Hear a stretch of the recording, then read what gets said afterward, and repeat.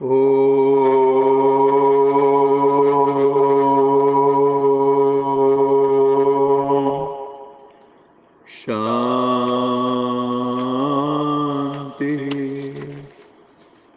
सत्यम शिवम सुंदरम सच्चित आनंद स्वरूप सत श्री अकाल मूर्त ज्ञान के सागर, प्रेम के सागर, सुख के सागर, परम पिता परमात्मा की परम प्रिय संतान, प्यारे भाइयों तथा बहनों, आज 11 अप्रैल 2022 की मुरली मंथन से पूर्व यश जी हमें एक बहुत ही सुंदर गीत सुना रही हैं।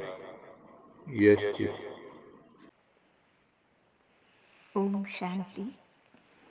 खुश हो के गा रहा है अब ये जहान सारा, अपना परम पिता शिव कितना है प्यारा प्यारा।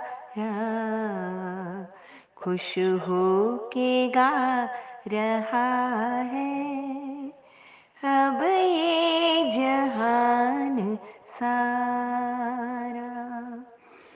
तुम सा कोई कहाँ है पाए कहीं नहीं हम, माया के तोड़ बंधन मन के मिटा दे जो गम।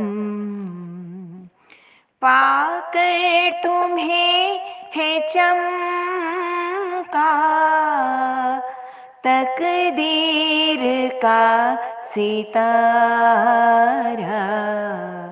खुश हो के गा रहा है अब ये जहान सारा।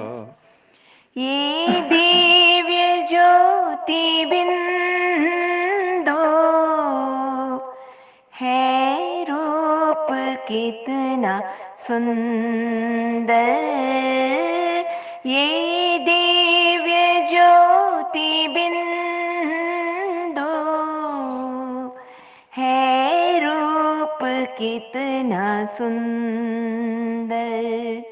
बच्चों ने है बसाया अपने हृदय के अंदर, माता पिता सखा सब तू आँखों का है तारा, खुश हो के गा रहा है अब ये जहान सारा।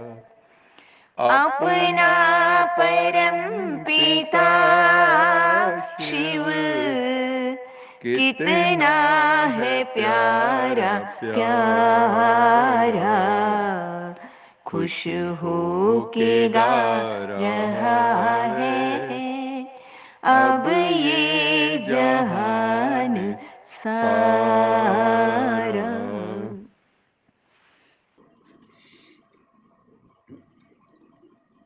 आज की मुरली का सार है, मीठे बच्चे, तुम्हारी बुद्धि में सारा दिन रूहानी सेवा के, स्पिरिचुअल सर्विस के ख्यालात चलने चाहिए कि कैसे हम सभी आत्माओं तक परम पिता परमात्मा का संदेश पहुंचाएं, कि परम पिता परमात्मा का संदेश है कि बच्चे स्वयं को पवित्र बनाना है, घर गृहस्थ में रहते हुए कमल फूल की तरह पवित्र रहना है तथा परम पिता परमात्मा से अपना बुद्धि का योग जोड़ना है। तुम्हें सबका कल्याण करना है। सारी आत्माओं का कल्याण बाबा के बच्चों द्वारा होना है, क्योंकि जो अपने जीवन में ज्ञान योग को धारण करते हैं, पवित्र जीवन जीते हैं, उन्हीं के द्वारा ही इस सृष्टि के अंदर परमात्मा का संदेश पहुंचता है। और तुम बच्चे अंधों की लाठी बनते हो, अंधों को तीसरे नेत्र का दान भी देते हो। आज की मुरली का प्रश्न है,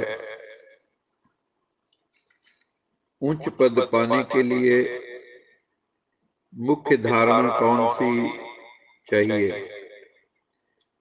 उच्च पद कहो, ऊंची अवस्था कहो, ऊंची आध्यात्मिक अवस्था के लिए भी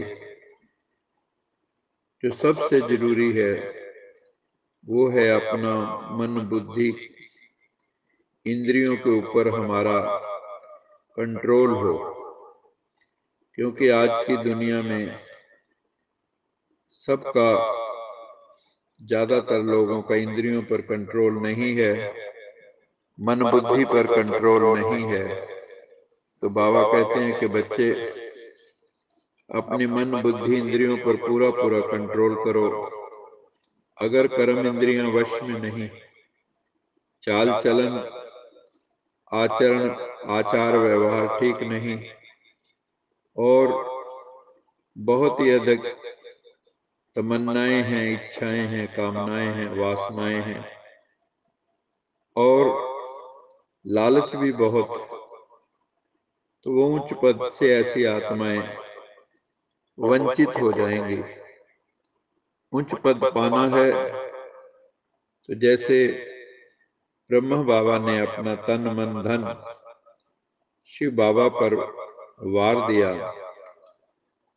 मम्मा ने दिन रात सेवा की, परम पिता परमात्मा से बुद्धि योग लगाया, ऐसे तुम बच्चों को भी फॉलो मदर फादर करना है।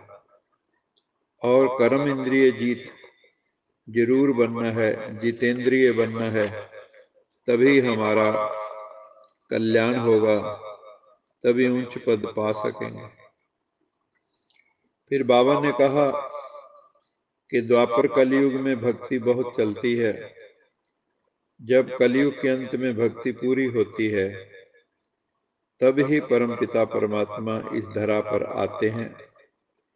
उससे पहले तो भक्ति मार्ग में भक्त लोग कितना दर दर भटकते रहते हैं, कितने मेले भंडारे आदि भक्ति मार्ग में होते हैं, और अभी तो और भी दिन प्रतिदिन बढ़ते जाते हैं। श्रद्धा से सभी तीर्थों पर जाते हैं। बहुत समय जो है इसी काम में लग गए, लेकिन फिर बाबा आए हैं इस समय हमें भक्ति का फल देने के लिए। भक्ति का फल है ज्ञान। ज्ञान अर्थात सत्य असत्य का विवेक। हमें सत्य क्या है, असत्य क्या है, क्षीर नीर विवेक, दूध का दूध, पानी का पानी, इसको कहते हैं ज्ञान। सत्य का जो साक्षात्कार करा दे। तो इस समय भगवान आकर हमें ज्ञान और योग की शिक्षा देते हैं, जिससे हम रावण के बंधन से मुक्त हो जाते हैं। रावण राज से छुड़ाकर हमें परम पिता परमात्मा राम राज्य में ले जा रहे हैं, जहां पर सदा सुख होगा, सदा शांति होगी, प्रकृति का मौसम भी बहुत सुहावना होगा, सदा बसंत होगी। ऐसी दुनिया में हम जा रहे हैं। जितना हम परम पिता परमात्मा सत्यम शिवम सुंदरम को याद करेंगे, उतना अपना भी कल्याण करेंगे और अन्य आत्माओं का भी कल्याण करेंगे। क्योंकि बाबा कहते हैं याद से ही तुम्हारी आत्मा की बैटरी फुल होगी, तुम पावरफुल सोल बन जाओगे। तो बच्चों को हर समय सेवा का बड़ा शौक होना चाहिए। मन में ये भावना निरंतर रहनी चाहिए कि सर्व आत्माओं का कल्याण करने के हमें निमित्त बनना है, क्योंकि आजकल जिंदगी का कोई भरोसा नहीं है। अचानक मौत आ जाता है। मौत का बाजार तो अब गर्म है। बाबा कहते हैं, अगर मरते समय भी देह की याद आई या किसी वस्तु पदार्थ की याद आई तो फिर जीवन भी वैसा ही मिलेगा। यहाँ तो बाबा कहते हैं कि देह सहित सबको भूलना है। अब तुम बच्चे जान गए हो कि परम पिता परमात्मा कौन है। दुनिया वालों से पूछो कि परम पिता परमात्मा का यथार्थ परिचय क्या है, तो मेजोरिटी नहीं जानते। कोई देवी देवताओं को ही भगवान समझते हैं। वास्तव में भगवान तो निराकार है, ज्योतिर्मय है। उसकी याद में मंदिरों में शिवलिंग, ज्योतिर्लिंगम शिव है। शिव बाबा गरीब निवास, वो गरीब आत्माओं का उद्धार करते हैं, साधारण आत्माओं का उद्धार करते हैं। तो बाबा कहते हैं जो गरीब बच्चे हैं उनको बड़ी हिम्मत से ऊपर उठाना है, क्योंकि शाहूकारों में से तो कोई विरला ही निकलता है। उनको तो अपना ही अभिमान रहता है।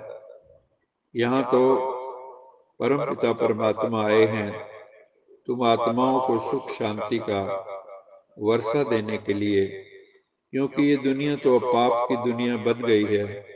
गीत भी है, इस पाप की दुनिया से अब और कहीं ले चल, चित चैन जहां पाए ले चल वहां ले चल।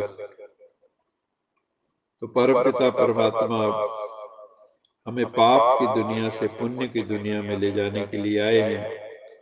भगवानुवाच, ये आसुरी संप्रदाय है, मैं इनको दैवी संप्रदाय बनाता हूँ। ज्ञान और योग की शिक्षा के द्वारा भगवान कहते हैं तुम आत्माएं विषय विकारों के कारण पतित हो चुकी हो। तुमको भविष्य के लिए 500 देवता मैं बनाने के लिए आया हूँ। तुम बच्चों को वाइसलेस बनना है, क्योंकि जो दुनिया आ रही है वो है वाइसलेस वर्ल्ड। ये वर्ल्ड तो पूरा फुल ऑफ वाइसेस है। ये तो विशियस वर्ल्ड है। यहाँ तो काम क्रोध लोभ मोह अहंकार का राज्य है। तो बाबा कहते हैं कि तुम्हें अब नई दुनिया में चलना है, लेकिन उसके लिए पुरुषार्थ भी बहुत करना है। तुम ये सच्चा सच्चा सत्संग सुन रहे हो, जो स्वयं सत्यम शिवम सुंदरम परमात्मा हमें सत्संग करवा रहे हैं, सच्चा सच्चा संग। और तुम्हें बाबा ने पहले भी कहा कि तुम्हें अंधे, अंधे मैंने जो अज्ञान अंध, जिनको ज्ञान नहीं है उनको ज्ञान देकर उनको सुजाग करना है, फिर वो भी अंधों की लाठी बनेंगे। तो बाबा कहते हैं उसके लिए पुरुषार्थ चाहिए। पुरुषार्थ से ही उच्च प्रारब्ध बनती है। अगर आप पुरुषार्थ नहीं करोगे तो ऊंची प्रारब्ध भी नहीं मिलेगी। बिगर पुरुषार्थ तो पानी भी नहीं मिल सकता। और ये दुनिया तो है ही कर्म क्षेत्र। इस कर्म क्षेत्र पर कार्य कारण का नियम काम कर रहा है। जैसी हमारी क्रिया होगी वैसी प्रतिक्रिया होगी, जैसा कर्म होगा वैसा फल होगा। यहाँ कर्म बिगर मनुष्य रह नहीं सकते। इसलिए बाबा कहते हैं तुम बच्चों को पुरुषार्थ करना है बहुत हिम्मत से। कई भक्ति मार्ग में हठ योगी होते हैं, वो ऐसी साधना करते हैं कि कोई पानी पर चलने लगते हैं, कोई आग पर चलने लगते हैं, तो लोग बहुत प्रभावित हो जाते हैं, परंतु उसका फायदा क्या मिला? मुफ्त आयु को गवाते हैं। भक्ति तो की जाती है रावण के दुख से छूटने के लिए, छूटकर फिर वापस घर जाना है। तो बाबा कहते हैं कि बच्चे ज्ञान योग के द्वारा तुम रावण पर विजय प्राप्त करो, नहीं तो तुम कितने ही पाप करते हो और करते रहेंगे, मैं तुम्हें स्वर्ग में ले चलने के लिए आया हूं। तो वो तुम्हारी प्रारब्ध होगी। इस समय खूब अच्छे से पुरुषार्थ करना है। ये जो ड्रामा है, इससे किसी को भी पूर्ण मोक्ष नहीं मिल सकता। मोक्ष भी मनुष्य क्यों कहते हैं? जब बहुत दुखी होते हैं तब मोक्ष की बात करते हैं, जब सुखी होते हैं तो कोई मोक्ष की बात नहीं करता। तुम हो इस समय परम पिता परमात्मा शिव बाबा की संतान, जो सबसे ऊंचा है। शिव बाबा के ऊपर तो कोई और है ही नहीं। ऊंचे थे ऊंचा भगवंत, सबसे ऊपर तो परम पिता परमात्मा है, वही क्रिएटर है। अब वो नई रचना रच रहे हैं, पुराने को नया बना रहे हैं। हमें भी अपने संस्कारों को, जो पुराने संस्कार हैं, पतितपने के संस्कार हैं, उनको समाप्त करके नए संस्कार बनाने हैं, सतयुगी संस्कार बनाने हैं, सत्यता के संस्कार बनाने हैं, सतोगुणी संस्कार बनाने हैं, पवित्रता के संस्कार बनाने हैं। और इस दुनिया में कोई भी विनाशी तमन्नाएं नहीं रखनी है। देह सहित सब कुछ भूलकर वापस घर चलना है। इसलिए बाबा कहते हैं, चेक करो कि तुम्हारी बुद्धि कहीं अटकी लटकी तो नहीं हुई है, नहीं तो अंत में दुर्गति को पालेंगे। आज का वरदान है, नेचुरल अटेंशन को अपनी नेचर बनाने वाले स्मृति स्वरूप आत्मा भव। नेचुरल अटेंशन को अपनी नेचर बनाने वाले स्मृति स्वरूप आत्मा भव। सेना में जो सैनिक होते हैं वो कभी भी अलबेले नहीं रहते, लापरवाह होकर नहीं रहते, सदा अटेंशन में अलर्ट रहते हैं सैनिक। आप भी तो पांडव सेना हो ना। इसमें जरा भी अलबेलापन नहीं होना चाहिए, नेग्लिजेंस नहीं होनी चाहिए, केयरलेसनेस नहीं होनी चाहिए। अटेंशन एक नेचुरल विधि बन जाए। कई अटेंशन का भी टेंशन रखते हैं, लेकिन टेंशन की लाइफ सदा चल नहीं सकती। इसलिए नेचुरल अटेंशन को अपनी नेचर बनाओ।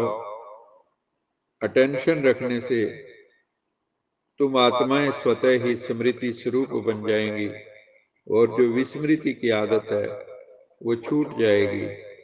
इसलिए बाबा कहते हैं, नेचुरल अटेंशन को अपनी आदत बना लो तो स्मृति स्वरूप आत्मा बन जाएंगे। आज का स्लोगन है, स्वयं के स्वयं टीचर बनो तो सर्व कमजोरियां स्वतः समाप्त हो जाएंगी। तो हम सब आत्माओं को खुद के खुद ही टीचर बनना है, खुद को खुद ही सिखाना है। जो शिव बाबा हमें पढ़ाते हैं उस पढ़ाई को अच्छे से पढ़ना है और उसकी चेकिंग भी करनी है।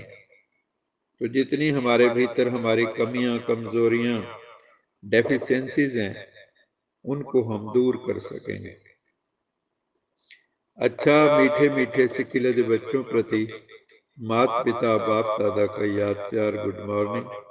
रूहानी बाप की रूहानी बच्चों को नमस्ते। हम रूहानी बच्चों की रूहानी माता पिता बाप दादा को याद प्यार, गुड मॉर्निंग और नमस्ते।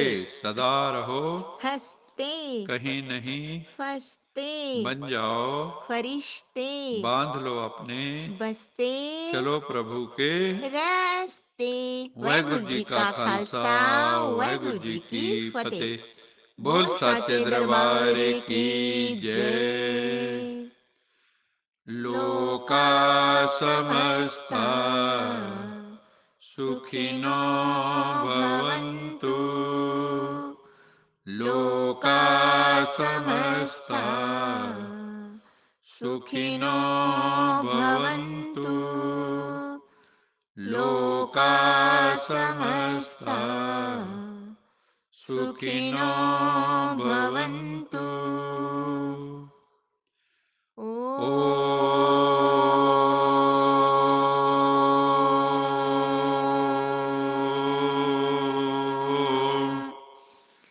शांति।